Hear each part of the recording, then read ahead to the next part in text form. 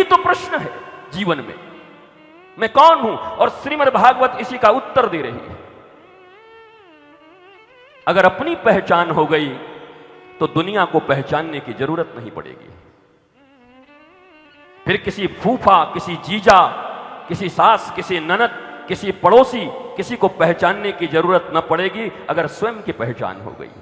कितना दुर्भाग्य है हमारा, हम सबको पहचानना चाहते हैं पर खुद को पहचानना नहीं चाहते। और एक दिन आयु निकल जाती है और तब पता चलता है मैं ठग लिया गया माया के द्वारा। माया की बात चलेगी तो भारत बड़ा तेज हो गया है।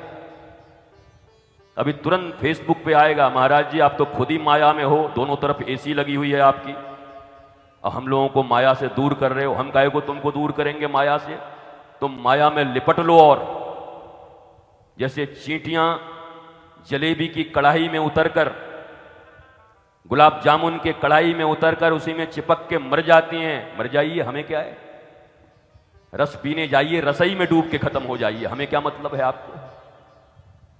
बोला आपने तो एसी लगाया है, लगना भी चाहिए मेरे पास एसी।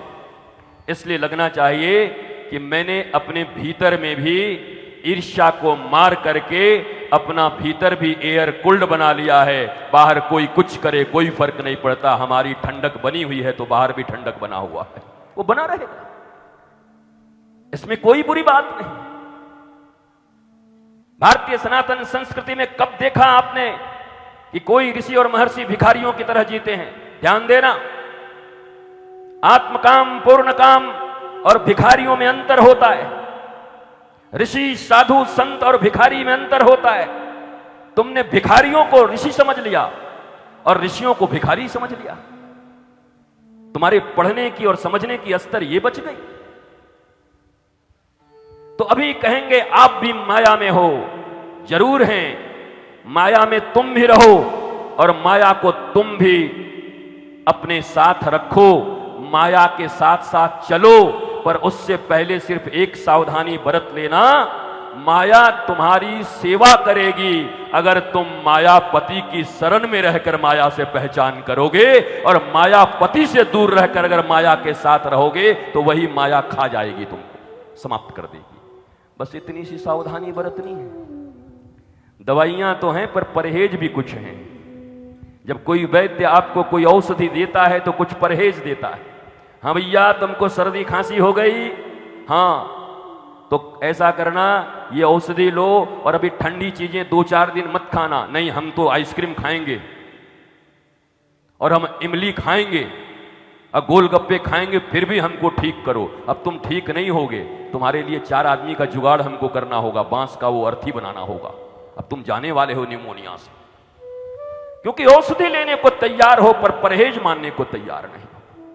हमारे धर्मशास्त्र में तो बीमार होने के बाद औषधि दी जाती है, परंतु हमारे धर्मशास्त्र में, सनातन संस्कृति में बीमार न हो इसके लिए भी उपाय है और उसको कहते हैं रासायन।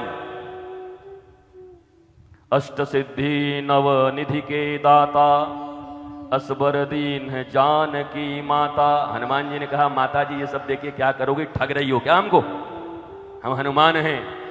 ज्ञानी नाम अग्रगण्यम सकल गुण निधानम, वानरा नाम अधीशम, रघुपति परिभक्तम, वात जातम नमामि, वातात्मजम नमामि। बोला हमको ठगो मत इन रिद्धियों और सिद्धियों से। बोला फिर क्या चाहिए हनुमान जी? तो कहा जो सबसे बढ़िया चीज है वो दे दो। पुत्र कहा है, सुत कहा है, कपि तुम मेरे सुत हो, और राम जी ने भी हमको कह दिया हम उनके पुत्र हैं, तो इधर उधर का सामान दे के भटकाओ मत मेरी मां। बोला क्या चाहिए? बोला राम रसायन तुम्हारे पासा, और सदा रहूं रघुपति के दासा। भैया ये रिद्धि निधि सिद्धि ये सब काम चलेगा, दे दो, लेकिन अगर देना ही है तो एक ही चीज दे दो जो तुम्हारे पास है मेरी मां। क्या है? बोला राम रसायन तुम्हारे पासा, सदा रहूं रघुपति के दासा। वो राम रसायन आप मुझे दे दीजिए और रघुपति का दास बन जाऊं। मैं मालिक बनने नहीं, मैं दास बनने आऊं। श्रीमद् वाल्मीकि रामायण का वो प्रसंग जो पिछली बार तुम्हें सुनाया था, जब हनुमान जी गए और जाकर रावण की सभा में खड़े हुए और रावण ने पूछा, कहते कपे, ए बंदर कौन है तू? तो हनुमान जी चिंता में पड़ गए। अगर ये पूछा होता कि राम जी कौन है तो अभी 9 दिन का रामचरितमानस सुना दिया होता इसको मैंने, वाल्मीकि रामायण सुना देते। और वाल्मीकि रामायण क्या सुनाना, राम जी ने स्वयं हमारे हनुमान जी ने स्वयं रामायण लिखा हुआ है, हनुमान नाटक। विद्वान बैठे हैं यहां पर, वो जानते होंगे हनुमान जी ने शिलाओं पर पूर्ण रामायण लिखा था हनुमान नाटक के रूप में। वाल्मीकि जी जब पहुंचे हस्ताक्षर कराने के लिए कि हमने रामायण लिख लिया, अब आपके हस्ताक्षर के बिना ये पास कैसे होगा? हनुमान जी हो महाराज, तुम इसको लिखो जरा, एक बार पढ़ो। तो हनुमान जी ने कहा, हम तो पढ़ ही रहे हैं, हम भी जंगल में थे, थोड़ा बहुत कुछ लिखे हैं, आप भी पढ़ लो।